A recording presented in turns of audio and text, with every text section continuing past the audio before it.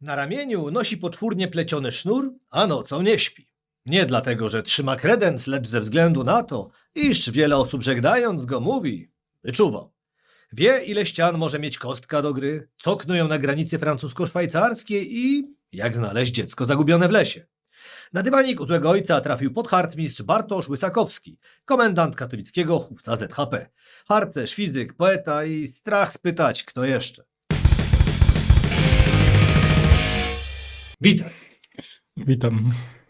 Najważniejsze rzeczy na początek. Po co harcerzowi fizyka? Po co A harcerzowi, dokładnie doktorat fizyki, bo to tak już uściślimy. po co harcerzowi fizyka? Można powiedzieć, że harcerzowi przydaje się wszystko. Zawsze.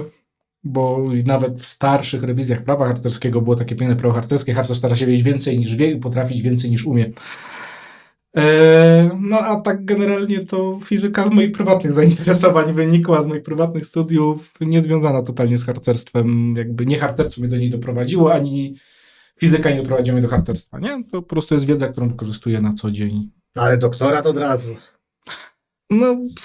Jak trzeba coś robić, to trzeba coś robić dobrze, nie? To taki, można powiedzieć. No to trzeba coś robić dobrze, to może tak, jaką najdziwniejszą sprawność zdobyłeś? Najdziwniejszą sprawność. No skoro trzeba robić dobrze. Najdziwniejszą, nie wiem czy najdziwniejszą, najsłynniejszą na pewno, jaką zdobyłem, to są słynne 3 pióra. To jest sprawność puszczańska, która wymaga 3 prób. Próbę milczenia, próbę głodu i w sumie tam, nie wiem, próba lasu to się chyba nazywa w najnowszych dokumentach. Czyli po prostu 24 godziny się nie je, 24 godziny się milczy i 24 godziny trzeba pozostać nieodkrytym w lesie. To jest taka najbardziej chyba sprawność, mogę powiedzieć, najdziwniejsza, bo wszystkie inne sprawności nie są dziwne, bo sprawności to są umiejętności, które zdobywamy, nie? Czyli to jest, nie wiem, informatyk, że umiem programować, mam mistrza gier, czy 3 kości, to są z kolei związane z grami, to jak tutaj w wstępie pan ładnie powiedział, czy ładnie powiedziałeś, że wiem, jak siad ma kostka, no to jest właśnie związane z projektowaniem gier, z prowadzeniem gier RPG, no czyli to są takie konkretne umiejętności, które zdobywamy, nie? Więc ciężko mówić coś dziwnego. Nawet samego stopnia sprawność 3 pióra już nie jest sprawnością, tylko stała się odznaką specjalną, czyli że nie pasuje w ten kanon sprawności, nie? Bo jest próbą charakteru tak naprawdę. A dorośli jeszcze, rozumiem, zdobywają sprawności? Czy... To jest tak. Są pewne rzeczy, które mogę dyskutować i z którymi mogę dyskutować. Jest zwyczaj przyjęty, że raczej instruktorzy już nie, ale z racji, że harcerstwo, podejrzewam, będziemy też o tym mówić później, opiewa się na osobistym przykładzie instruktora, ja dalej zdobywam. Bo dalej jest coś, czego mogę się nauczyć. Czasami jeszcze mam mózg, który uwielbia się uczyć, więc nie lubię stagnacji, no więc czasami sobie przyglądam książkę sprawności, mówię tak, nie? I wykonuję, nie? Co tam trzeba. Dobrze, no to po tej przykrótkiej rozgrzewce przejdźmy do poważnych spraw. Jaki sens ma istnienie harcerstwa dzisiaj? Bo tutaj mówimy o dość licznej grupie. Będę się posiłkował ze źródła z waszej strony. Ale Związek Harcerstwa Polskiego jest największą w Polsce organizacją wychowawczą dzieci i młodzieży. W 2023 roku do ZHP należały 142 692 osoby. Gdy doliczymy jeszcze konkurencyjne, czy tam bratnie organizacje scoutingowe, to jest całkiem spora grupa osób. Czym jest potrzebne harcerstwo? Tym, co zawsze, mam wrażenie. Ale jaki jest sens jego istnienia? Sens istnienia. Dalej, to sama odpowiedź. Ten sens to zawsze, od kiedy wymyślił to, mam wrażenie, Baden-Powell w Anglii. Chcemy po prostu uczyć dzieci, młodzież.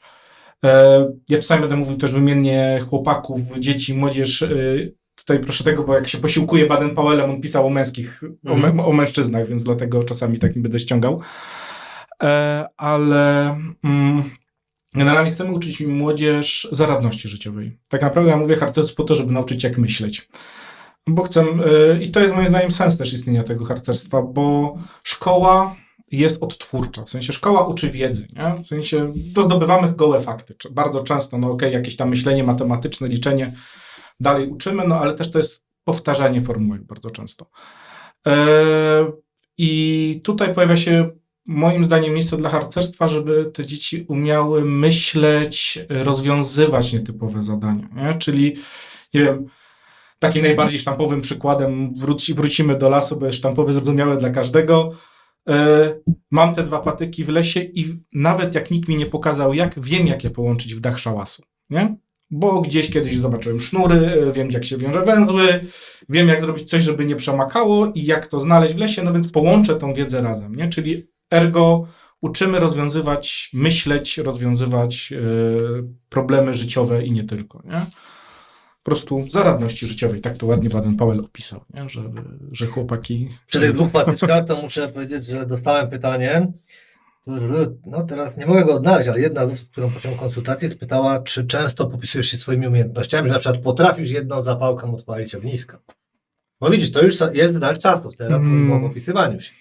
No właśnie, ja nigdy tego nie traktuję jako opisywanie. Jak coś potrzebuję zrobić, to robię. Nie? No więc okej, jak jestem na ognisku ze znajomymi i nie jest to ognisko harcerskie, tylko no jest to ognisko z znajomymi, powiedzmy, mamy też takie w innych grupach moich koleżeńskich, no to ja z reguły rozpalam to ognisko. No ale to jest na zasadzie takie, Bartek, masz, bo ty jesteś harcerzem. Nie? I to nie, że ja się popisuję, albo nad nim nie pytają, tylko biorę te zapałki, rozpalam to ognisko. Zdarzyło mi się czasami powiedzieć, jak nie wiem, zostając przy przykładzie ogniska, jak ktoś złożył stos, rozwaliśmy go totalnie, powiedział, że to się nie zapali, jak chcemy, to dzisiaj jeszcze te kiełbasy upiec, nie? Więc nie powiedziałbym, że się popisuję, po prostu wykorzystuję tą wiedzę. Nie wiem, jak to inni odbierają. Dobrze, ale też jedna z osób, właśnie z którymi rozmawiałem, bo tak przyznaję, że zawsze przed spotkaniem staram się zasięgnąć języka u innych, żeby zobaczyć, jakie mają oni pytania. No i często powtarzało się to, w jaki sposób teraz harcerstwo może być konkurencyjne do innych rozrywek, które obecnie są oferowane młodzieży. No i tutaj mam taki przykład, pytanie też znajomej osoby. Tenis, karate, szydełkowanie, pływanie na kajakach. Dlaczego pójście na zbiórkę do pachnącej pastą do podłóg szkół ma być lepszą alternatywą?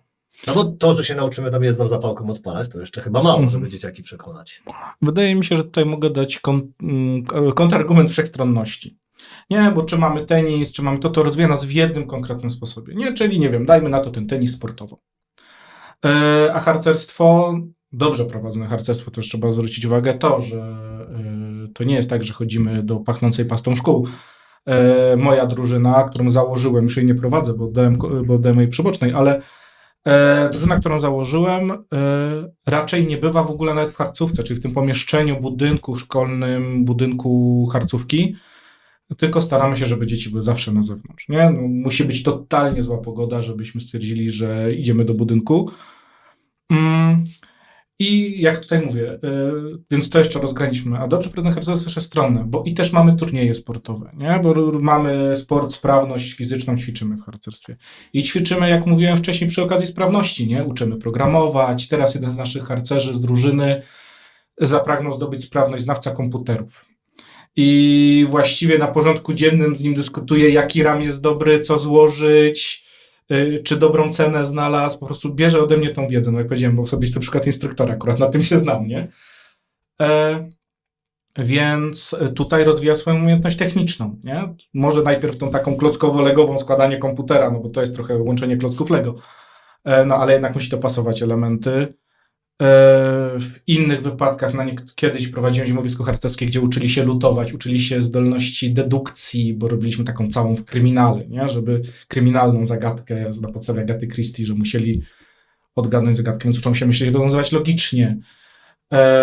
Co jeszcze mogę powiedzieć? No tutaj ten survival też gdzieś tam istnieje ta dyscyplina w postaci tej naszej musztry, co prawda czasami nadużywane, już to odchodzi na szczęście, że ta musztra już jest wykorzystywana jako metoda nauki, nie? Bardziej i takiego ogarnięcia się w przestrzeni, żeby, nie wiem, nie iść po drodze kupą i się żeby nas samochód nie przyjechał. Więc mówię, wszechstronność, po prostu wszechstronność. Nie tylko ten sport, ale właśnie i ta logika, i nauka. Mamy sprawności naukowe, są konkursy harcerskie naukowe, nawet dla starszych ludzi, już a propos, czy dorośli zdobywają sprawności. Jest konkurs na pracę licencjacką i magisterską o harcerstwie na przykład. Czyli można, jeśli nawiązało się w pracę do harcerstwa, można zgłosić pracę do konkursu, gdzie nawet w Pałacu Prezydenckim są przyznawane nagrody na niego, bo to jest współpracy z Kancelarią Prezydenta od lat wielu. Więc mówię, wszechstronność, a nie jednoukierunkowana, bo reszta kółek raczej jest ukierunkowana jednotorowo, dwutorowo maksymalnie, nie? Nie wiem, dajmy na to kółko taneczne, może mieć aktorstwo i taniec, czyli sprawność fizyczną i aktorstwo, ale dalej jest to wąski spektrum. W tej wypowiedzi padły słowa dobrze prowadzone harcerstwo. Powiedz mi, gdybyś sobie tak wyobraźmy, miał władzę absolutną nad polskim harcerstwem, to by zmienił w takim wypadku? Dlatego absolutną. Absolutną. Co bym zmienił? No powiedzmy tak, czemu padło dobrze prowadzone harcerstwo? Zawsze jest problem w takturze organizacji wolontaryjnej, że nie wszyscy się chcą szkolić, nie? No więc powiedzmy w totalitarnym systemie, no raczej bym przekonywał wszystkich, znaczy przekonywał albo nawet zmuszał, jak mówimy o totalitarnym harcerstwie, do szkoleń. Już się to o wiele bardziej poprawia, nie? W sensie był okres takiej stagnacji w harcerstwie, teraz już się udało to wyprowadzić na prostą. Na przykład u mnie w Chówcu nie mianuję drużynowych, którzy nie skończyli odpowiednich szkoleń, nie? No mówię, jest to dość spore wymaganie dla wolontariusza, no ale chcemy coś robić, to róbmy to porządnie, jak powiedziałem, nie? No i to jest to, i po prostu to czasami zaszłości jeszcze zostają sprzed lat, jakichś wypaczeń systemu właśnie przez niedoszkolenie, a że uczymy się pokoleniowo, nie? Z przykładem instruktora, no to czasami jakieś tam zaszłości zostają, ale już udaje się to po prostu wyprostowywać na to. O, takim przykładem na przykład od rozjazdu, nazwijmy tego harcerstwa, od jakiejś takiej głównej linii, powiedzmy, jest to, że bardzo duże było larum w narodzie, że tak powiem, harcerskim, z racji na to, że gdzieś w pewnym momencie zaczęto prowadzić narrację, że harcerstwo nie jest organizacją paramilitarną, tylko jest organizacją skautową. No ja się z tym zgadzam, no bo znowu paramilitaryzm opiewa na jednotorowość. Uczymy się obronności, ale nie jesteśmy paramilitarni. No a że był taki moment w harcerstwie, gdzie bardzo ciągnięto w tą paramilitarność, zwłaszcza z racji na naukę historii, nie? Jak spojrzymy na historię harcerstwa, to najjaśniejsze, no może to jest głupie słowo. Najbardziej znane punkty harcerstwa są związane z wojną też, nie? Więc ludzie ciągnęli w tą paramilitarność, no i jakby tą narracją chciano ściągnąć ich, że nie, my jesteśmy skautowi, a skautnik nie opiewa, założył nas wojskowy, okej, ale nigdy nie byliśmy paramilitarni. Nie? Tutaj, i dlatego mówię, że tutaj temu dobrze prowadzone harcerstwo, potem mieliśmy albo drużyny, które szły mocno w paramilitarność, albo na przykład niedoszkolonych drużynowych, którzy prowadzili właśnie w stronę tak zwanego harcerstwa świetlicowego, czyli te pachnące pastą podłogi szkół.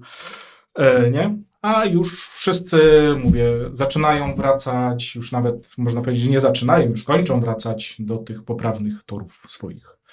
No, ale instruktorzy chyba mieli zawsze problem, troszkę taki, no zawsze, taki z językiem polskim, na przykład kicham piszecie przez H samo, tutaj proszę bardzo znalazłem. Okręgi instruktorskie harcerstwo imienia Andrzeja Małkowskiego, w skrócie kicham. No jak to taki skrót przez samo H? I to instruktorzy. Proszę pana. No kicham, no ale to jest od harcerstwa, nie? No to nie wiem, no ja jestem zaniepokojony tym, więc ten przykład mówicie płynie z góry, tutaj, no ja nie wiem, no ale dobrze. Tak wracając już na poważnie, jakie ideały teraz pan przyświecają dzisiejszemu harcerstwu? No bo właśnie, mówisz, nie ma tej paramilitarności, uczymy wielotorowo, no to jakie wartości przekazać tym dzieciakom? No wartości, no ja wierzę, nie byłbym komendantem chłopca instruktorem, gdybym nie wierzył, te ideały harcerskie, które mają zapisane w 10 prawach harcerskich. Nie wszyscy znają, może przypomnieć. No tak z głowy to powiem, regułki nie wyglądają. Najprościej mówiąc, prawa harcerskie opowiadają o tym, jak być dobrym człowiekiem, dobrym obywatelem, nie? Tam mamy, że harcerz spełnia swoje obowiązki wynikające z przyrzeczenia harcerskiego, a w przyrzeczeniu harcerskim przyrzekamy. To jest ważne, to jest przyrzeczenie, nie przysięga, bo to jest istotna różnica słownictwa a propos. Tam mamy w przyrzeczeniu, przyrzekamy, że będziemy wierni tym ideałom harcerskim, służyli ludziom, Polsce. No i tutaj teraz w zależności, czy mamy wersję z Bogiem, czy bez Boga, mamy albo Bogu, albo ideałom harcerskim, właśnie harcerskim zasadom. No czyli tutaj mamy, nie? Czyli tu już widzimy, że chcemy być dobrymi obywatelami, nie? W tych ideach. Potem mamy, że harcerz posłuszny swoim przełożonym i rodzicom, czyli no, że nie jesteśmy butni w sensie takim, że sprzeciwiamy się, bo się sprzeciwiamy, tylko zawsze to się staramy. Harcerz mówi, przyrodę stara się ją poznać. Na słowie harcerza polega jak na Zawiszy. To wszystko jak Zawisza, czyli rycerz polski, który jest słynny był ze swojego dotrzymywania słów, nie?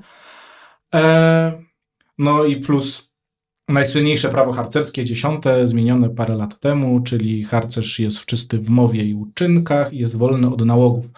No czyli dalej mówimy, że chcemy być dobrym człowiekiem. Są takie uniwersalne zasady, które mówią nam prosto, jak być dobrym człowiekiem, dobrym obywatelem, że pełnimy tę służbę właśnie Polsce i tak dalej. I to są te ideały, które chcę przekazywać, że bycie dobrym człowiekiem znaczy być dobrym członkiem społeczności. Nie wystarczy być tym człowiekiem, który wrzuci do skarbonki raz w roku, tylko być aktywnym, dobrym członkiem swojej społeczności. Nie musisz być od razu liderem, chociaż się mówi, że harcerstwo to jest w pewnym sensie kuźnia liderów, bo trochę tak do tego dążymy, ale nie celem harcerstwa jest, żeby wszyscy członkowie byli liderami. Po prostu Tak, no to bardziej chodzi, że grupa ma pozostać w awangardzie, z tego co pamiętam, i starać się nadążać za wszystkimi tymi nowinkami też. No tak, no i plus tutaj te liderstwo, tutaj mamy zawsze wyszukujemy wśród, jak dzieci działają w tych małych grupach, zastępach, no to zawsze wyszukujemy wśród nich ludzi, znaczy tych członków tego zastępu, którzy mają naturalne predyspozycje liderskie, ich kierujemy w stronę dowodzenia tą grupą i patrzymy, czy sobie radzą i rozwijamy w nich te zdolności, nie? Czyli kolejna jakby z gałęzi tego. To nie jest to, że tą pozostałą szóstkę pomijamy, bo wśród nich właśnie chociażby wyszukujemy tych, co nie wiem, zna się na komputerach, proponujemy mu, żeby spróbuj zdobyć tą sprawność, ja ci pomogę.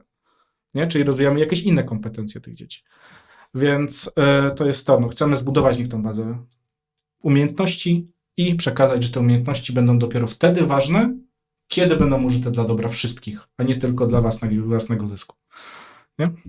Dobrze, a tak podałem liczbę wcześniej, wynika, że bardzo dużo osób należy do harcerstwa, a z tego co mówisz, no tak, nie ma takiego buntu bez powodu, który jest jednak cechą nastolatką, no nie? Ale bardziej już to, co powiedziałem o tym 10. punkcie prawa harcerskiego, wolno od nałogu, teraz przecież moda jest, wiesz, jakieś te e-papierosy, takie rzeczy, no młodzież jednak, skłania się ku temu, żeby pójść, w różne rzeczy zakazane, że tak się wyrażę delikatnie. No i pojawia się później ta opinia, że no to taki harcerz jest nerdem. Wiesz, no bo jednak czasami tak jest. To powiedz mi, czym się różni tak dzieciak z harcerstwa od dzieciaka spoza harcerstwa? Nie wiem, że to mocne ataki, to jest mocny atak to i to nie tak, że nie wiem na niego mistrzem. odpowiedzieć, tylko staram się wymyśleć, jak to, żeby to zabrzmiało dobrze. Powiem tak, wśród ludzi, z którymi zdarza mi się współpracować, bardzo często jestem w stanie wyłapać z tłumu, nawet nie wiedząc tego harcerza. Jest to specyficzny rodzaj zaradności, którą właśnie wynieśli z tego harcerstwa. Nie? I nie mówię, że ludzie nie mogą się tego nauczyć poza harcerstwem, bo to też nie o to chodzi, tylko teraz ja powiem, my mamy monopol na zaradnych ludzi. Nie, no jasne. Ale widzę takie specyficzne, inne podejście do świata, do tych problemów. Rzadko zdarza mi się spotkać harcerza, który przed problemem staje się załamuje. Raczej zawsze szuka rozwiązania. Nie? Co z kolei statystycznie patrząc, wśród nieharcerzy zdarza się mi o wiele częściej spotkać takich ludzi, którzy jak natrafią na nieszablonowy problem, rozkładają ręce, bo jest nieszablonowo, już jest ciężko coś zrobić, nie? No tak, bo teraz coraz rzadziej uczymy młodzież rozwiązywania problemów. No Nie, a harcerza bardzo często to jest takie powiedzmy 90-85% pewności, że jak ktoś mi do nieszablonowego problemu podejdzie z pełną werwą i stwierdzi, my damy radę to zrobić, to się go pytam, z którego chówca jesteś, nie? Więc i najczęściej dostaję odpowiedź, z którego. Więc to jest to właśnie, tą zaradność taką, że nie mówię, że to są tej wiedzy nie będą gdzie indziej, ale my uczymy ją w inny sposób wykorzystywać, mam wrażenie. To, co powiedziałem z tymi 2 patykami wcześniej, nie szablonowo czasami, że masz wiedzę i możesz ją wykorzystać zawsze i wszędzie. Powiem, nawet w pracy teraz mam, patrząc na dorosłych ludzi, od 2 dni, przepraszam, zakręciłem się, staram się dowiedzieć o paru rzeczach i się okazuje, że połowa firmy robi coś według utartego schematu. Ja chcę wiedzieć, jak ten schemat działa, bo mi przeszkadza używanie, wiecie, masz cegłę, zbuduj dom, ja chcę wiedzieć, jak się ją wypala. Ja akurat jeszcze o to tak zwane sekciarstwo później będę chciał spytać, bo powiem Ci, że pojawiło mi się o to pytanie u kilku osób, ponieważ teraz ludzie, wiesz, są jednak oderwani często od harcerstwa, ci, którzy są w naszym wieku, że tak powiem. Młodzież, ja nie widziałem przez długi czas, wiesz, młodzieży harcerskiej, jednak może raczej.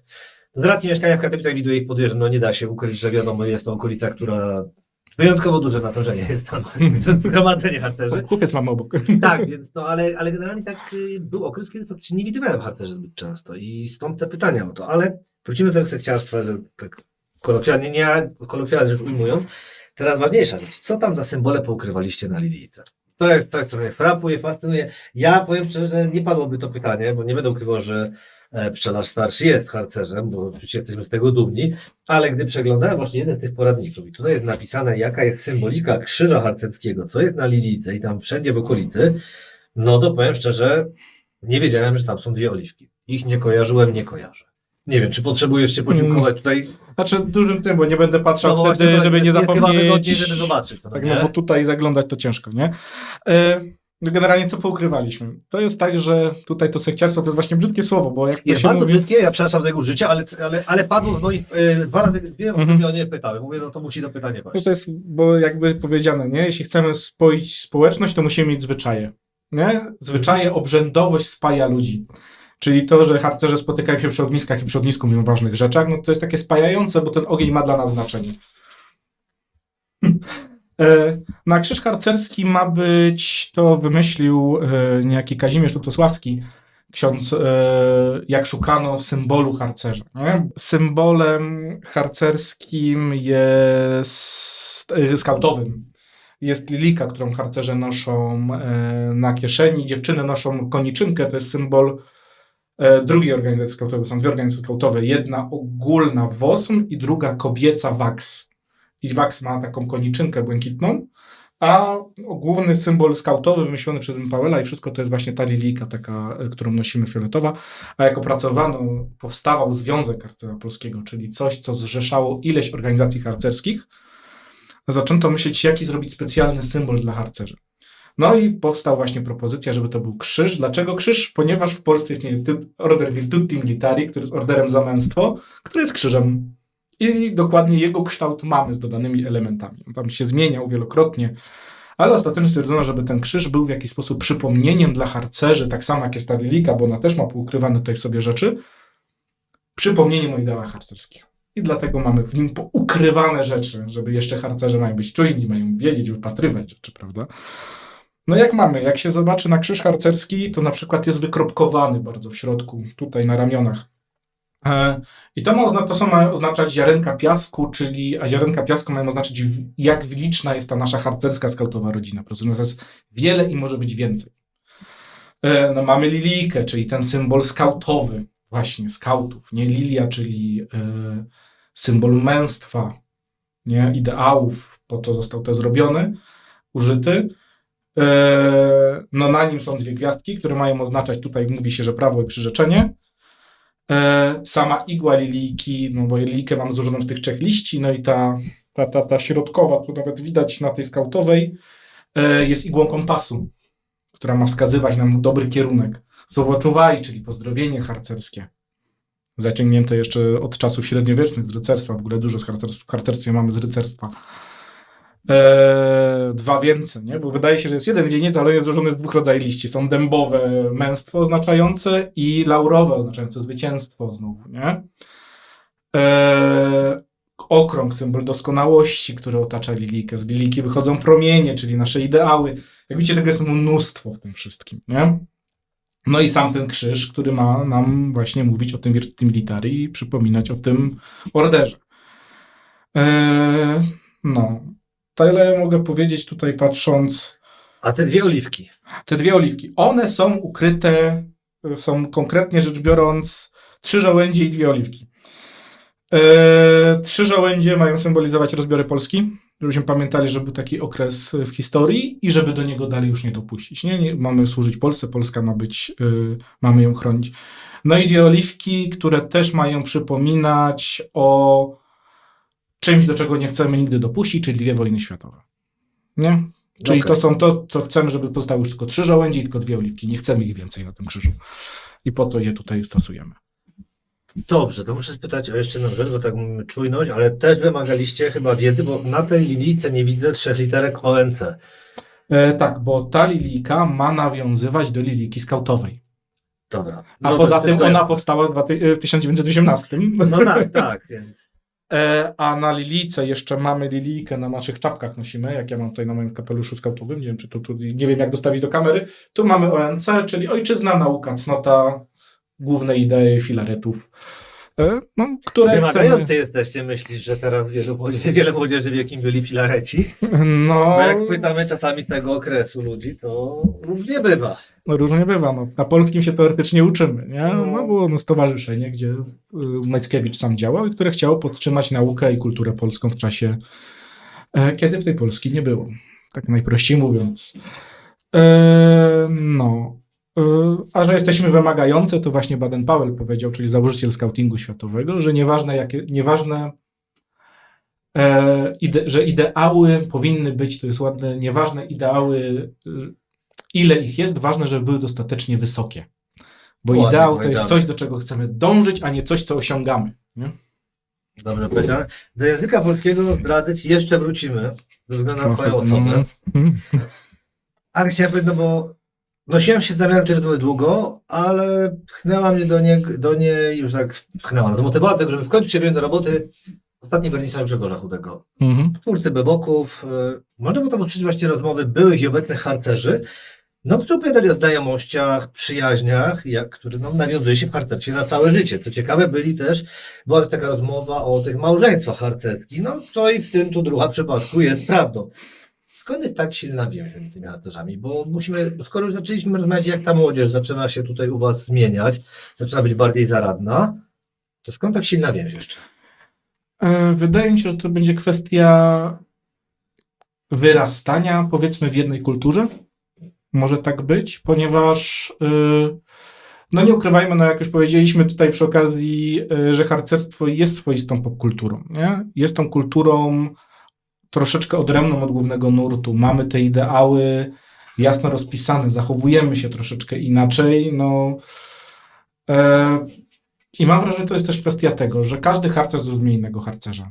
No zresztą też jest to w prawie harcerskim, nie? Harcerz każdy widzi bliźniego, a za brata uważa każdego innego harcerza.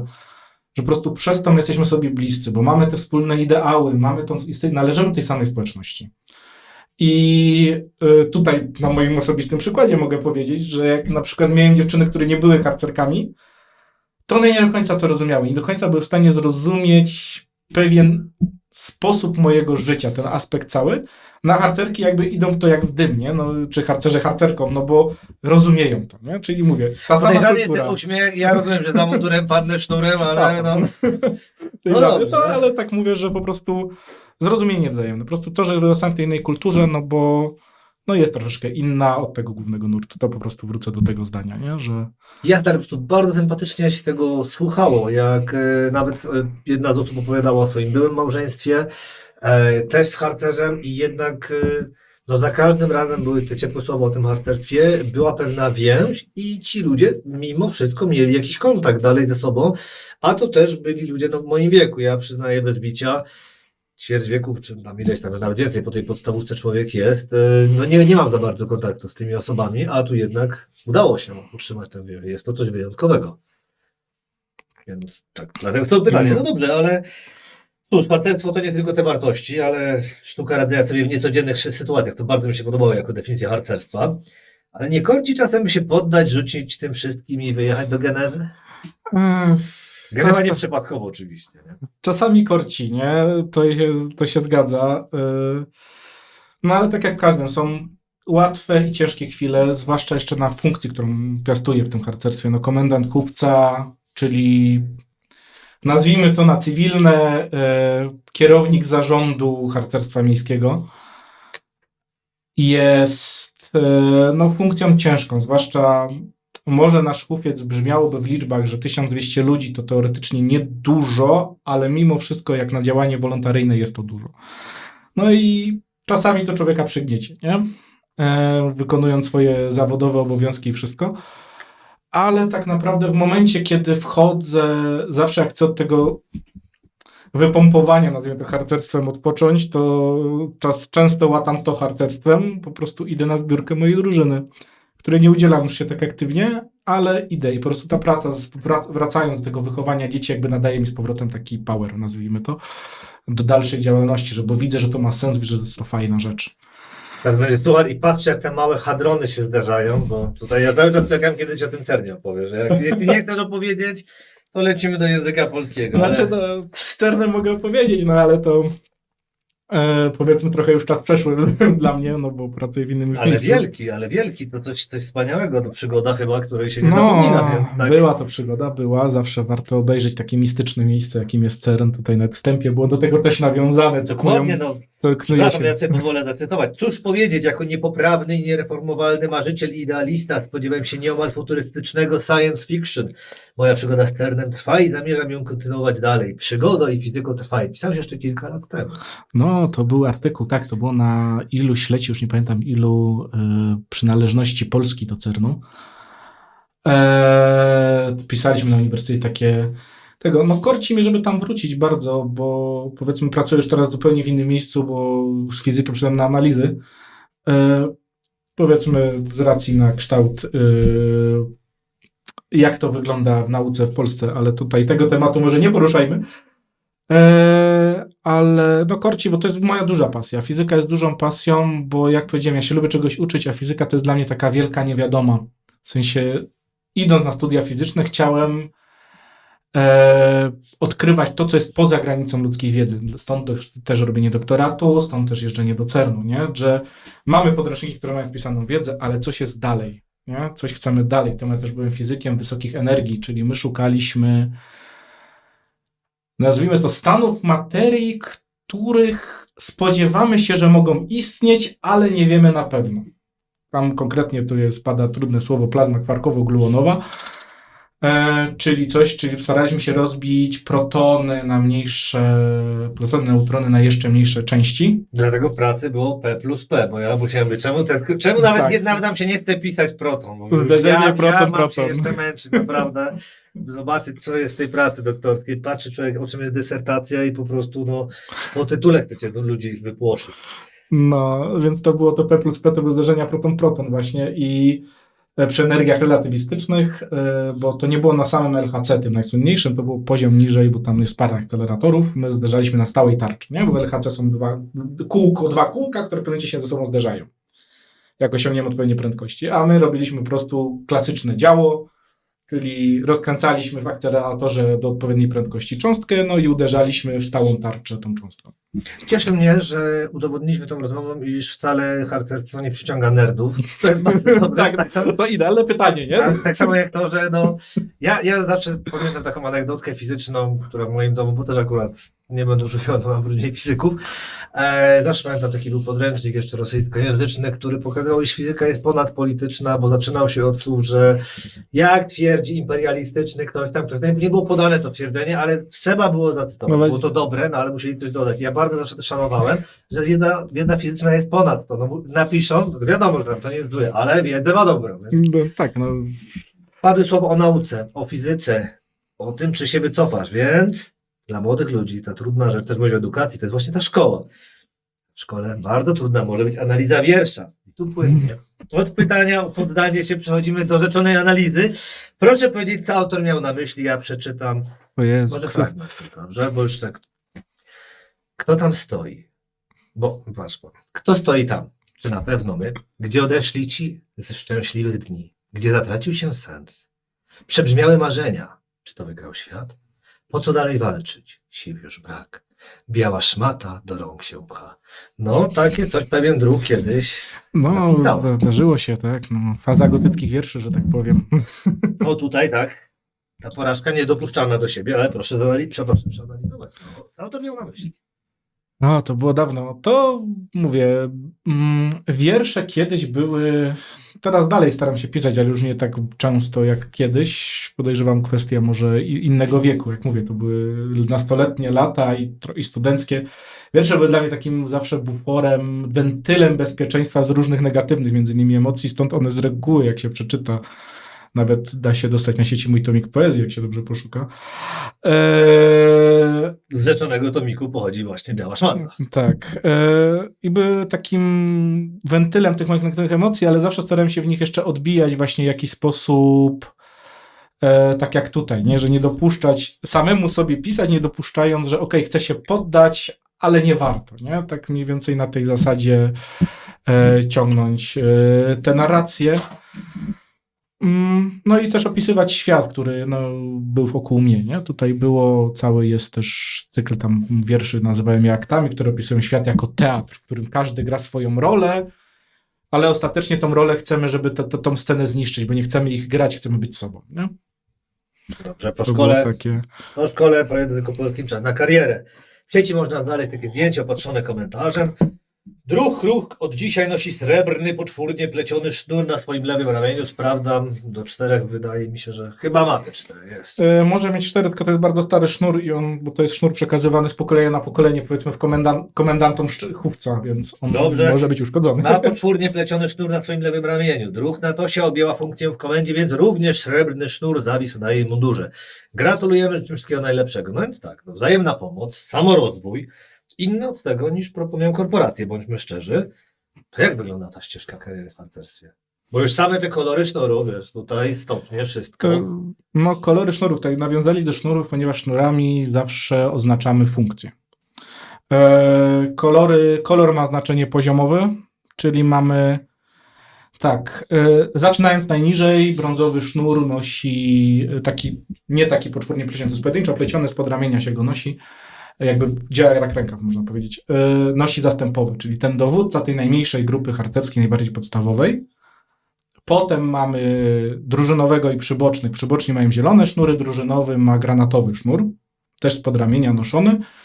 No i to są te takie najbardziej podstawowe, które najczęściej można spotkać, nazwijmy to w przestrzeni publicznej, nie? No bo to dotyczy drużyny harcerskiej, czyli tego najbardziej widocznego elementu. Potem zaczynają się poziomy miejski, wojewódzki i ogólnokrajowy, główna kwatera. W miejskim są srebrne sznury, w wojewódzkim złote, a główna kwatera, uwaga, tutaj złamanie z tematu, ma skórzone. O! I myk polega na tym, że zawsze poczwórnie pleciony to jest komendant czegoś, a noszony z ramienia pojedynczy to są potem członkowie komend najczęściej, nie? Czyli no i potem jeszcze jest ilość węzłów na tym sznurze. Na moim nie ma węzłów, bo na tym ciężko wiązać węzły, na pojedynczych się wiąże węzły, które też oznaczają jakieś dodatkowe rzeczy, nie? Na przykład skarbnik, chówca, zastępca komendanta mają po 2 węzły na sznurze, a reszta członków komendy ma po 1, nie? To tak jakby to nie. A jak wygląda ścieżka kariery? No najczęściej się zaczyna od zwykłego harcerza, potem najczęściej instruktor był zastępowym kiedyś w swoim życiu. No jak przestaje być zastępowym, może mu drużynowy zaproponuje bycie przybocznym. Przyboczny to jest taka prawa ręka drużynowego, można powiedzieć. Może być oczywiście więcej, ale taka pomoc drużynowego. No a potem jak się wyszkoli, to albo przejmie drużynę po swoim drużynowym, coś było w wypadku naszej drużyny, mojej, po prostu przekazem mojej przybocznej, albo może stwierdzić, że założy coś własnego gdzieś indziej. Nie? I nie jest to odbierane przez byłego przełożonego jako konkurencja? Nie, no właśnie o to chodzi, że nie, bo to jest sposób na rozwój harcerstwa, nie? Dzięki temu mamy coraz więcej drużyn. Wiadomo, że potem ludzkie ambicje i tak dalej mogą gdzieś wskoczyć, no wszyscy jesteśmy ludźmi, mamy swoje wady, nie? Ale generalnie założenie jest takie, że jeśli ktoś chce, powinien móc założyć swoją drużynę. Nie, jeśli jest odpowiednio wyszkolony, już jest instruktorem harcerskim w ogóle, bo to jednym z wymogów jest bycie tym instruktorem harcerskim, czyli przejście odpowiedniej próby, która generalnie pokazuje, próba ma być takim momentem, próba instruktorska być takim momentem próby i dla człowieka, który wykonuje, i dla tych, którzy go sprawdzają, żeby zobaczyć, czy on chce być tym instruktorem, czy jednak, czy to mu leży, no a my sprawdzamy, czy ma do tego jakiekolwiek już ostateczne predyspozycje i czy po prostu nie zawali tego, nie? To jest to i jak to uda mu się, no to wtedy składa zobowiązanie instruktorskie, to też jest taki element obrzędowości, gdzie człowiek już zobowiązuje, że będzie wychowywał w tym duchu harcerstwa te dzieci i tak dalej, że wychowa następcę między innymi właśnie. I że tutaj jest takie mocne słowa służby powierzonej przez Związek Harcerstwa Polskiego, nie opuszczę samowolnie, czyli po prostu, że no jednak wytrwam w tym, że wziąłem tą drużynę, no to póki to się nie rzucę tym, nie? Nagle. Tak samo jak teraz nie rzucę tym komendanturom i zrobię problem wszystkim harcerzom w Kówcu, nie? No i jak jest już tym instruktorem, no to każdy może założyć drużynę. Po prostu znajduje środowisko działania, no dobrze, żeby nie wchodziło na teren działania innej drużyny, no bo wtedy mogą być niesnaski, no bo ja faktycznie nie wiem, No, jak siłą rzeczy. my działamy Ligota Brynów, no to niekoniecznie chcielibyśmy, żeby na Brynowie była w tej samej szkole druga drużyna, nie? No bo tutaj sami byśmy sobie dzieci podbierali, też nie o to chodzi, jesteśmy jednym harcerstwem, jedną rodziną, chcemy ją rozwijać, a nie ubijać, nie? No i tak się harcerstwo rozwija, nie? I potem jak tych drużyn odpowiednio się dużo założy, można założyć hufiec, albo ten hufiec już istnieje, no bo wszystkie wyżej niż drużynowe funkcje są Znaczy, no potem są jeszcze instruktorzy w jakichś tam właśnie komisjach chówcu, są zespoły chówcowe organizowane. Ja na przykład zespół promocji drużynowa mojej tej drużyny, jest teraz też szefą zespołu promocji. No bo miała tego predyspozycję, chciała, potrzebować zespołu promocji, no to jakby naturalnie było dla niej pole dodatkowe działania, no to chciała je podjąć, to je podjęła. A komendy już wyżej to już są funkcje, które są wybierane drogą demokratyczną. Istnieje w harcerstwie coś, co się nazywa zjazdem. W innych podejrzewam, można to przetłumaczyć na zebranie walne innego stowarzyszenia. My na każdym poziomie mamy zjazdy, na zjeździe chówcowym prawo głosu mają wszyscy instruktorzy i osoby na funkcjach instruktorskich. Czyli na przykład może być drużynowy, który dopiero wykonuje próbę instruktorską, bo zaszła taka potrzeba, no ale jest drużynowy, czyli ma funkcję instruktorską. No.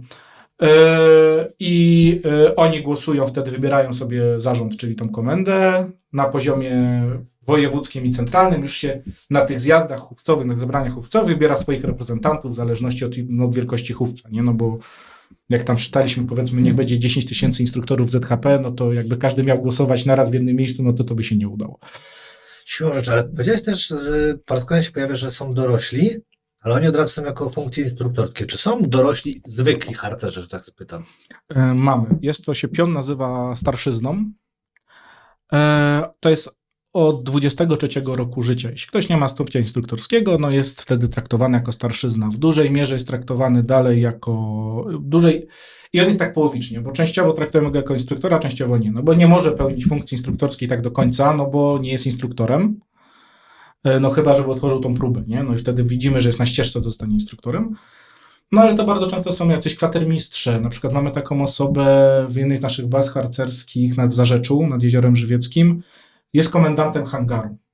My to nazywamy hangaru, to jest pływający hangar wodny z pomostem. No i to jest osoba ze starszyzny, bo nigdy nie zrobił stopnia instruktorskiego, ale jest na tyle specjalistą w swojej dziedzinie, no, że prowadzi, nazwijmy tą jednostkę, nie? To miejsce dba o ten sprzęt, całe lato wypożycza, pilnuje dzieci i tak dalej, bo też jest ratownikiem wodnym i wszystko. Nie? Więc tutaj mamy takie osoby, też mamy takie funkcje. No ale patrząc na waszą, że tak się wyrażę, na wasze działanie hierarchiczne, no to powinien chyba ten kurs zrobić. No nie musi, bo instruktor harcerski to jest ktoś, kto wychowuje. To jest wychowawca harcerski, najprościej mówiąc. No więc jeśli mamy funkcję techniczną, zarządczą, no to niekoniecznie musi być instruktor. Na przykład jest tak w statucie mamy, i to też u nas w chówcu działa, skarbnik chówca czy korągwi nie musi być instruktorem harcerskim. A słyszałem, że z skarbnikami macie problem. Właśnie dziękuję za to wytłumaczenie, bo dokładnie o to mi chodziło, ale słyszałem, że z skarbnikami często bywają problemy. No bo jeśli chodzi o instruktory, no bo jaki sens bycia instruktorem i skarbnikiem? Dokładnie, nie? To nie jest osoba, która wychowuje, nie musi się znać na zarządzaniu majątkiem. No Chyba, że się da to wychowanie ekonomiczne jakoś tak było. Ktoś tak wymyślił, wiem, bo też słuchałem pana. Mamy też to wychowanie, tylko jakby bycie skarbnikiem chówca, moja druga skarbniczka, cudowna kobieta, ona spędza tyle czasu nad tymi finansami chówca, że nie ma czasu już na nic więcej, a chciała mieć jeszcze własne życie, nie? Egoistka. No, czasami się tak zdarza. Ja No i dla takich na przykład też stworzyliśmy instrument, że mogą się rozwijać w danej dziedzinie, jeśli chcą, no bo harcerstwo jest organizacją wychowawczą. Istnieje coś, co się nazywa mianami kadry. I na przykład moja skarbniczka coś takiego ma, to jest miano kadry na stopniu brązowym, przekonują do srebrnego zdobycia, czyli wyżej, właśnie w miano kadry finansowej, nie? Czyli tam jakby też jak w stopniach harcerskich jest jakaś lista zadań do wykonania, żeby udowodnić, żeby pokazać i żeby nauczyć się je wykonując lepiej zarządzać finansami. I mamy takie miana kadry też mamy w finansach, w majątku, w promocji, w takich tych częściach technicznych właśnie, nie? Które może się chcieć osoba dorosła też rozwinąć i pokazać wszystkim, że też potrafi, nie? Że nie jest kimś gorszym. No, a same takie, czemu mówię też w osobach dorosłych cały czas w ujęciu funkcji już jakichś wykonawczych, nie? No bo jesteśmy organizacją, która misją jest wychowanie młodego człowieka, więc zakładamy, że do 23 roku życia jakby kończy się ten okres wychowawczy. Bycia wychowywanym, tak. Bycia wychowywanym, nie? Więc tu się nawet pojawiło parę lat temu takie stwierdzenie absolwent harcerstwa. 23 rok życia to jest się absolwentem harcerstwa. Ładne, nie słyszałem. To też powstało po to, żeby znowu trochę wewnętrzny problem rozwiązać myślowy, że czasami ludzie dążyli do tego, że celem harcerstwa jest wychowanie instruktora harcerskiego, a nie jest celem harcerstwa wychowanie instruktora harcerskiego. Celem harcerstwa jest wychowanie dobrego obywatela, zaradnego, który umie wykorzystać swoje zdolności do dobra tak społeczności, jak tu mówiliśmy wcześniej to wszystko, nie?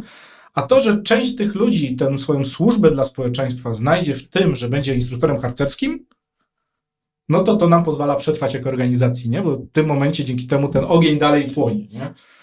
A tak to, no i temu wykuliśmy to absolwent harcerstwa. Bo absolwentem harcerstwa może być, nie wiem, harcerz, dyrektor banku, nie? To nie musi robić nic dalej w harcerstwie, ale wiemy, że fajnie jak swoje zdolności, myślenie w harcerstwie wykorzystał do rozwoju kariery narodowej i rozwoju czegoś, nie? Zawodowej, no nie narodowej, zawodowej. Narodowej brzmiało zabawnie, ale tak. Padły teraz słowa o jednej rodzinie i tu wrócimy po raz ostatni do tego słowa na S. To właśnie z tą jedną rodziną jest Boże, raczej było zaczynem pytania, ponieważ ono padło mniej więcej, bo tak skonstruowane, czy harcerstwo jest sekciarskie, bo ZHP i ZHR. I to się stąd wzięło, że w tych latach 90. faktycznie, gdy doszło do tego głośnego podziału, ja to sam pamiętam, jako małolat, gdy właśnie szedłem do harcerstwa, że nagle był problem, to do którego, bo tutaj są jedni na drugich. Wtedy bardzo to tak wyglądało nieładnie, powiem szczerze. Przynajmniej z jednej strony, nie będę mówił z której. Więc chciałem spytać, co lepsze, ZHP czy ZHR? Obojętne.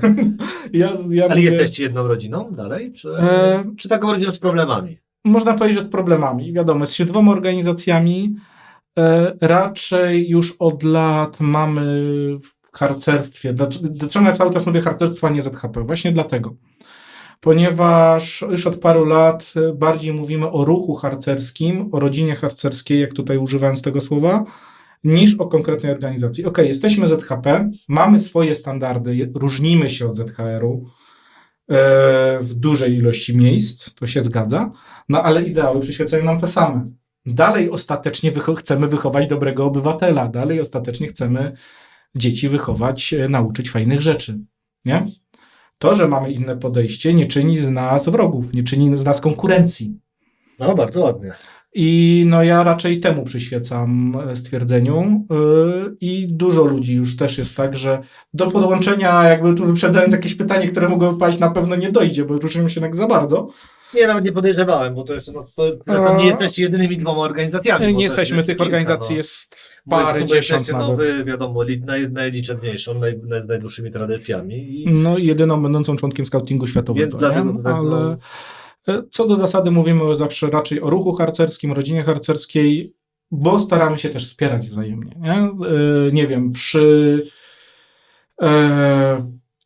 rządzie, powiedzmy, Pałacu Prezydenta istnieje coś takiego jak Rada Harcerska i tam właśnie się na przykład obradują, żeby w jakiś sposób lobbować legislację dla harcerstwa też wszyscy członkowie, jakby reprezentanci wszystkich tych większych organizacji harcerskich, nie? Czyli między innymi ZHP i ZHR, no bo to są te dwie największe, nie? Ale są też mniejsze. W tym roku na obozie na przykład się dowiedziałem, że jest coś takiego, co się nazywa ZHP 21. Jest to organizacja mała miejska z Lubiąża. 21, no ładnie. No, w 21 roku chyba się odłączyli, bo mieli jakiś inny pomysł na siebie i...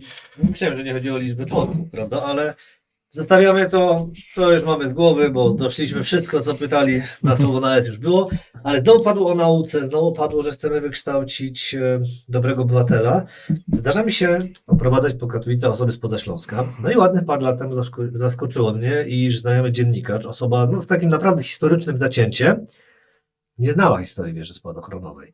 Chciałem dlatego wykorzystać to spotkanie, no bo coraz wiele spoza regionu, no wie, że opiekują się harcerze, to kogo jak nie duchowi oddać głos, by przybliżył tę historię. Tak, w kilku słowach, bo naprawdę ja pamiętam, że tak, bo widzę, że ktoś się stanowi, to od razu powiem, że znajomi z Warszawy na przykład nie kojarzyli książki Kazimierza Gołby. Dla mnie, wiesz, no za naszych czasów, jeszcze to była, pamiętam, lektura, mi się wydawało, że to była lektura szkolna normalnie, okazuje się, że tutaj u nas jest to dodatkowa. Nie znali tej historii. Dla wielu osób, no tak tam, że no była wieża w Sosnowcu, o czym mało kto pamięta. No dokładnie. To jakoś ludzie w ogóle pomijając, że mało ludzi pomija, że były dwie wieże w Parku Kościuszki. Nie? No wiesz, no, jest to takie, że ludzie pomijając, że nie znają samej idei wieży spadochronowej, że wierzą w istnienie Sosnowca, to jest zupełnie tak na boku, ale no nie wiedzą, że była ta historia, że te dzieciaki jednak opór tam stawiały, no mimo tej demitologizacji, która tam chyba w 2003-2004 się zaczęła, że jakoby inaczej to wyglądało, no ale sam fakt bohaterskiego udziału harcerzy w obronie Katowic jest niezaprzeczalny.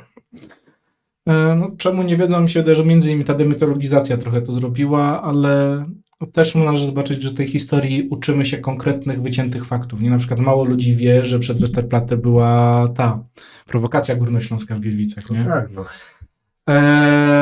Ale no co do wieży, no to tutaj nie pamiętam teraz nazwy kanału, bo nawet o wieży można znaleźć już na YouTubie, bo też nagrywałem kiedyś taki odcinek z kanałem historycznym, chyba Historyczne Historie, coś takiego. To było... Generalnie to też wyszło bardziej z potrzeby niż z chęci tak naprawdę tych harcerzy, można powiedzieć, bo to jest tak, że tego 4 września, właściwie 3, wojska zostały polskie wezwane na front, no bo tu nie było frontu. I na to jakby w momencie, kiedy już nie brakło tych wojsk, uruchomiła się 5. kolumna. Czemu obrona wieży generalnie jest ciężkim tematem? Ponieważ była to wojna, nazwijmy to wewnętrzna, bo tutaj nie brały udziału. Wehrmacht wszedł dopiero wieczorem. Więc tutaj po prostu ci Ślązacy, którzy bardziej czuli się Polakami, walczyli bardziej z tymi Ślązakami, którzy czuli się bardziej Niemcami. Taka jest niestety prawda tutaj brzydka. A tutaj obrona wieży jest jednym z punktów wieża. W Katowicach tych punktów jest parę, jest cała trasa zrobiona. W ogóle istnieje coś takiego przez Śląsk, się nazywa, które jest czerwony szlak turystyczny przez Śląsk, przez Górny Śląsk. To jest właśnie trasa tej obrony, tych obron 4 września. Polecam sobie ją przejść też. W ogóle mamy ku temu odznakę, więc jak ktoś przejdzie, to proszę się zgłosić do Chówca Katowice. Odznaka.katowice.hp.pl strona dotycząca katowickiej części tego szlaku. Jest i harcerze mieli w parku Kościuszki obóz pod wieżą. No bo to wtedy były bardziej tereny zielone, to nie było takie zabudowane jak teraz. Tam mieli obóz, no zwłaszcza, że Chówiec dalej był w tym miejscu, gdzie był. W sensie ten budynek Chówca jest w tym miejscu od zawsze, od przedwojny. Więc tam mieli rozbity obóz i po prostu do obrony miasta, takiej najbardziej osób, które znały się w jakiś sposób na obronności, zostali harcerze i byli powstańcy śląscy, którzy już swoje lata mieli. I tutaj właśnie, i to jest cały ten aspekt obrony miasta, że bronili się w paru miejscach wysokich, na przykład mamy nasz wielki Wigury budynek Drapacz Chmur, tam był też jeden z punktów obrony, bo też wysoki punkt, nie? Wysoki obserwacyjny. Przez moment najwyższy budynek w Polsce, przed kilka miesięcy, później drugi, bo jak zbudowano Prudential. No, między innymi, stąd jego nazwa też Drapacz Chmur był taki wysoki. No i wieża spadochronowa była tutaj też jednym z tych punktów, symbolicznym też końcem tej obrony, bo obrona Katowic się symbolicznie kończy wtedy, kiedy właśnie już przyszedł Wehrmacht i podtoczył działo pod wieżę spadochronową i po prostu ją zaszczelił, bo na tej wieży nie było jakiegoś mocnego punktu obrony, bo tam było dosłownie paru harcerzy z CKM-em i wyłącznie, czy z RKM, teraz nie pamiętam, z którym z karabinów maszynowych. No więc tutaj zostało to tragicznie zakończone po prostu tym symbolem tego wybuchu tej wieży, że po prostu to wtedy już upadł ostatni bo wcześniej spalono synagogę, wcześniej padła już obrona na Drapaczu Chmur. No bo jakby to był tak naprawdę z jednej strony pierwszy, drugi, ostatni punkt obrony, nie? No bo obrona była w centrum miasta, była na Nikiszowcu, a to była druga strona, nie? W terenie zielonym, gdzie próbowano, żeby ludzie, żeby nie podeszli do miasta, nazwijmy to Niemcy, naziści. No więc tutaj jest to, zostało to brutalnie jakby zakończone tym działem, tam jeszcze jest niepotwierdzona legenda, to jest właśnie u Gołby, że też tych niedobitków wrzucano potem z tej wieży. Tak, i właśnie ta historia była czymś, co ja pamiętam, że jako dzieciakom to oddziałało najbardziej na wyobraźnię, że ja, w głowie słyszałem ten plask tych ciał wręcz, bo było to tak obrazowo opisane. Zapamiętywałeś przecież obraz tego, gdy właśnie Niemcy chcą wchodzić i jedna z kobiet tam komentuje, prawda, kto to, że długorole. Jest jednak oddana ta atmosfera tego Śląska, który był tyglem wielokulturowym. Na wszelki wypadek, tylko gdyby ktoś się chciał przyczepić, sprostuję, że synagogę 8 spalono, bo specjalnie sprawdziłem, żeby się wiadomo, że już po obronie. Bo akurat mam trochę hopla na tym punkcie. Zresztą była też taka ciekawostka, na chwilę odskoczę, że W dworku na Załężu był oddział Wojska Polskiego, który nie wiedział, że nie ma ich tu być. To w ogóle był wątek wrześniowy całkowicie pomijany Aha. i oni próbowali się przebić przez plac, jejku, teraz paczek wyjdę chciałem się pochwalić, przez Plac Wolności. I oni się przebijali tamtędy do rynku, w ogóle akcja taka, i oni nie wiedzieli, co jest, bo im przerwało połączenie. Oni się w nocy tam dostali, kiedy już padł rozkaz, że wszyscy mają wymaszerować. I oni przejęli dworek na Załężu w nocy. Tu już wszyscy wiem, że Niemcy zwyciężyli, no bo to jest ten 4 września. Oni mają wkraczać do miasta, a tu nagle jest jeden oddział, który sobie spaceruje, no i nas wstawia. To w ogóle też akcja, ale tak, no, przepraszam, chciałem wrócić do tej tak, wieży. ale dobrze, że pan je skorygował, znaczy, czy mnie skorygowałeś, bo no też ja nie jestem tutaj aż tak specem historycznym. No ale wieża jest wasza, to wy dbacie o wieżę, wy dacie ciekawostki tutaj. Więc tutaj jest to, no ja zawsze pamiętam za dziecka w sumie film z nielicznych filmów, na których płaczę do dzisiaj, to są właśnie Ptaki ptakom, na podstawie Gołby nakręcony. Ostatnia scena właśnie obrony tej wieży, gdzie oni tam zaczynają śpiewać hymn harcerski, nie? To już w ogóle teraz się wzruszam, o tym wspominając. No i no nie wiem, co tak więcej powiedzieć w telegraficznym skrócie w sumie o tej obronie wieży, no że ci harcerze właśnie stanęli do obrony tego miasta jako ten jeden z głównych punktów oporu razem z powstańcami, nie? No zagwarantowało nam to takie srogie kary od Niemców, No słynna sroga kara, nie mogliśmy mieć Hitlerstrasse w mieście, bo się buntowaliśmy. Dlatego szkoda. No, wszyscy płakaliśmy bardzo. Znaczy Ale właśnie też warto pamiętać, że tam w sumie wtedy obroną przynajmniej tej okolicy, no Nikodem i Józef Renz dowodzili, co było też tragiczną historią, bo oni przez lata byli traktowani jako bracia tutaj w tym mieście, bo ktoś się pomylił, zapomniał, że to ojciec i syn. W ogóle jest to słynne zdjęcie, kiedy no, Nikodem prowadzi tych na rozstrzelanie ludzi, jak on idzie jako pierwszy, jeden z pierwszych w szeregu z tymi uniesionymi pięściami, co też milion później głupich legend było, czemu miał pięści podniesione, ale chciałem powiedzieć, że tak, że wieża spadochronowa jest dla śląskich harcerzy bardzo ważnym punktem i dlatego się też jest hufiec nawet nasz, jest imienia bohaterów wieży spadochronowej. Tak, bo się akurat tak, że nie widać twoich znaki, dlatego tak teraz patrzę, że proszę bardzo. To teraz dziękuję za to przybliżenie. Powoli nam się kończy czas, więc tak, pytanie od jednego z młodych druhów. Jak łączyć aktywności zawodowe z harcerstwem, czyli czy trudno znaleźć czas na bycie harcmistrzem podczas normalnego życia? No trzeba czasami się wypisać na parę godzin z pracy, jak ja dzisiaj. No przepraszam. Ale czasami warto, bo to właśnie stwierdziłem, że to jest taka fajna okazja, że warto powiedzieć coś o harcerstwie szerszemu gronu. No tak, bo ludzie nie wiedzą, no. No co, dużo wymaga też od wyrozumiałego szefa, no bo czasami trzeba coś porobić w ciągu dnia, no bo powiedzmy jak jest się komendantem chłopca, no urząd miasta pracuje w godzinach, kiedy ja pracuję. Więc czasami, prawda, idę na przerwę na kawę, tu mam akurat plus, że pracuję zdalnie, więc jest łatwiej, prawda, puszczę dane do przerabiania i wtedy obdzwaniam urzędy miasta. Więc nie jest to łatwe, z racji na to, jak jest zbudowany świat, no że ja bym mógł to robić po południu, ale po południu już nic nie załatwię, ale daję radę, nie? No, ale pochłania dużo czasu. No, ale właśnie, ty masz jakiś wolny czas, bo tak, po harcerstwie, fizyce, pracy, poezji, jeszcze tak sobie zaznaczyłem, nadchodzi czas na Pyrkon, bo przecież ty też współorganizujesz Pyrkon. Tak, no też współorganizuję Pyrkon, to się zgadza. Znaczy, no, to jest akurat kwestia... No, bardzo przepraszam.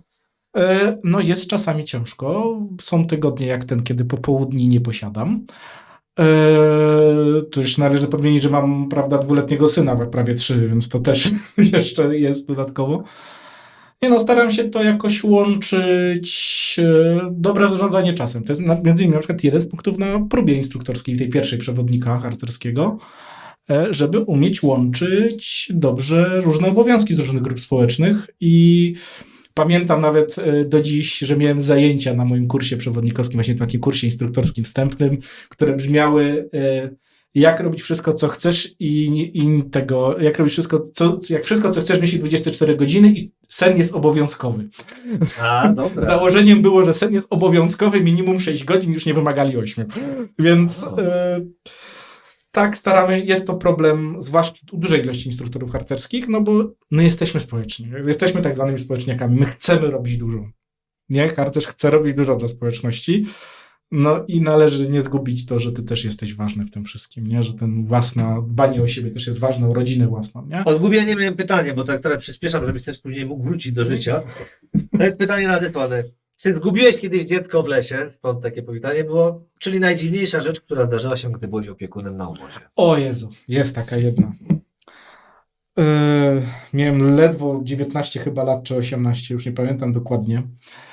I to jeszcze był ciężki moment, bo to było stulecie harcerstwa. Na stulecie harcerstwa mój szczep harcerski stwierdził, pojedziemy na obóz wędrowny śladami drugiej drużyny lwowskiej Andrzeja Małkowskiego. W sensie nie imienia, tylko to był jego drużyna, Andrzej Małkowski dla rozdraśnienia.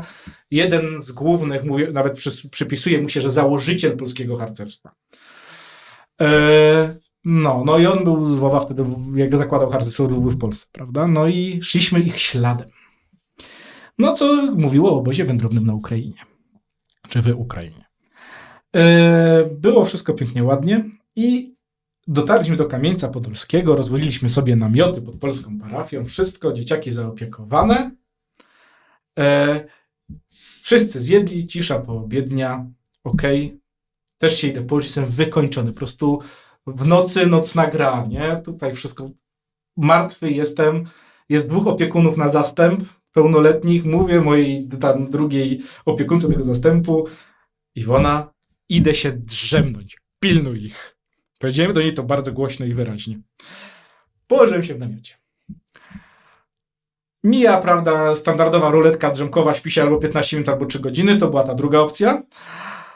Otwieram oczy, patrzę, w tym samym namiocie obok mnie leży Iwona. Iwona, kto pilnuje dzieci?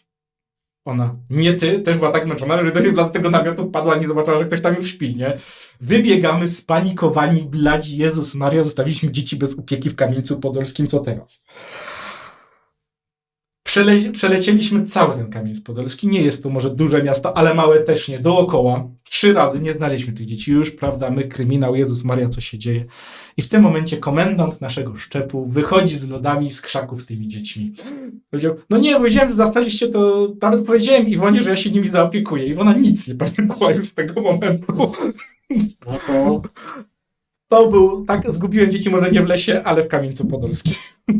dobra, to sobie zapisujemy. Zgubiłem dzieci w Kamieńcu Podolskim, to pewnie będzie tytuł już tej rozmowy.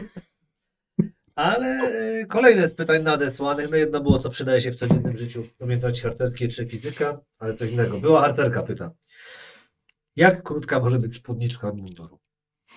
O Jezu, nie powiem, ale to jest jakaś w regulaminie mundurowym. Nie? Dobrze, to odeślemy ją, tak? Tylko tu, uwaga, gwiazdka, jesteśmy w trakcie nowelizacji regulaminu mundurowego, ale raczej Czyli- będzie do kolana To niech się około. wstrzyma z kietką, nie?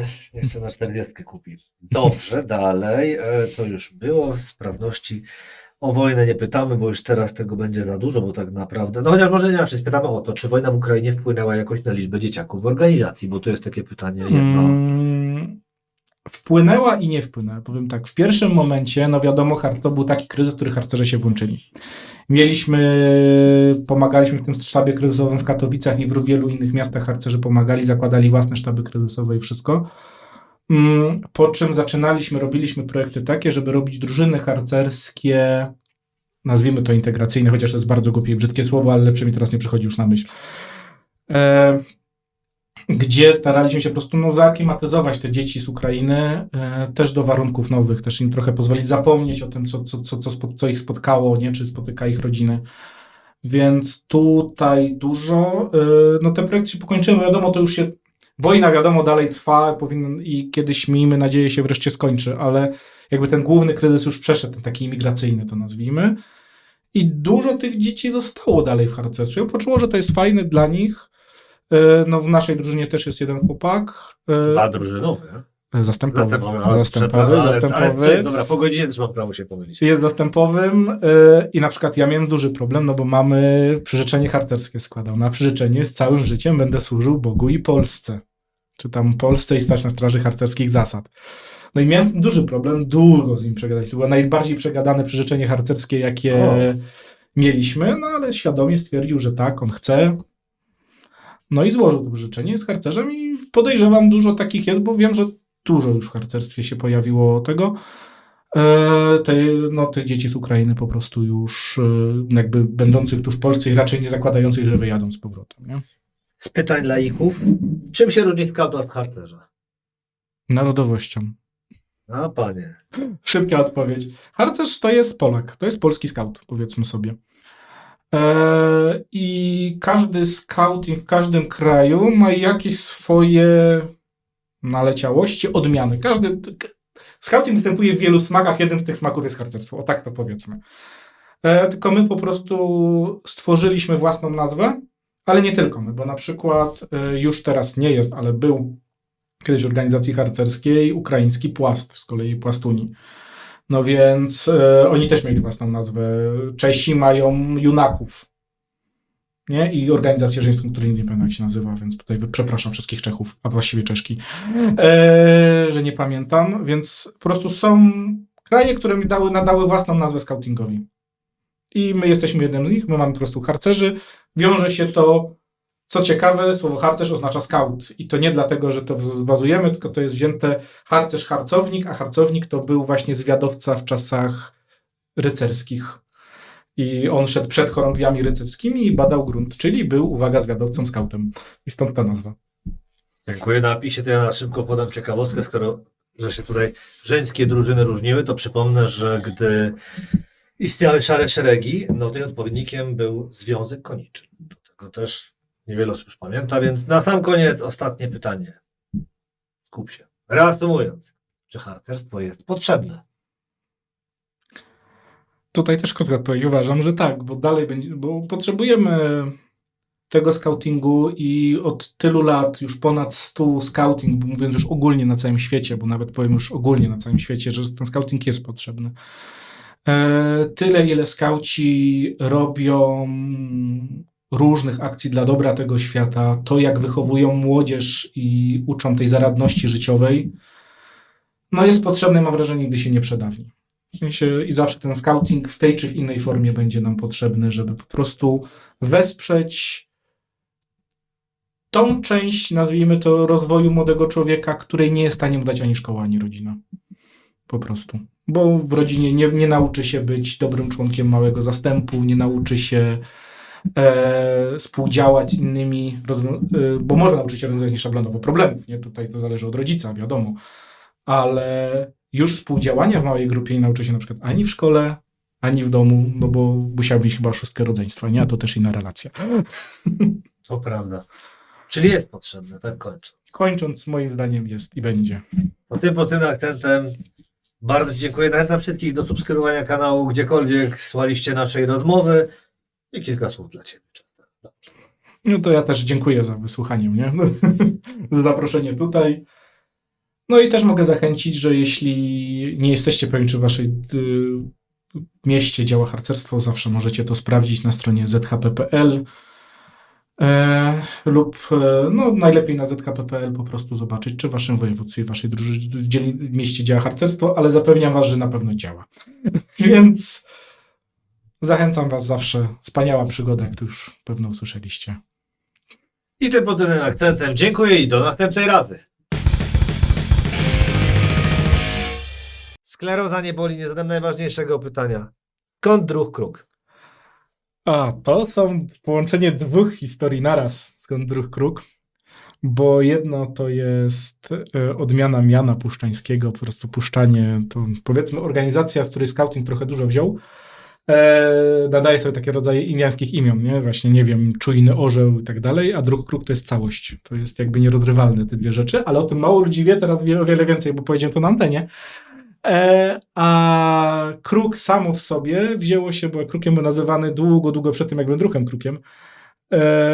To z kolei z kolejnych moich zainteresowań, których jest miliard, z mitologii słowiańskiej po prostu i nordyckiej, jako kruki, jako te ptaki, które są symbolem wiedzy, stateczności i tego, stąd się wzięło kruk. Dobrze, mam nadzieję, że już nie będziemy wracać. Dziękuję i do następnej razy.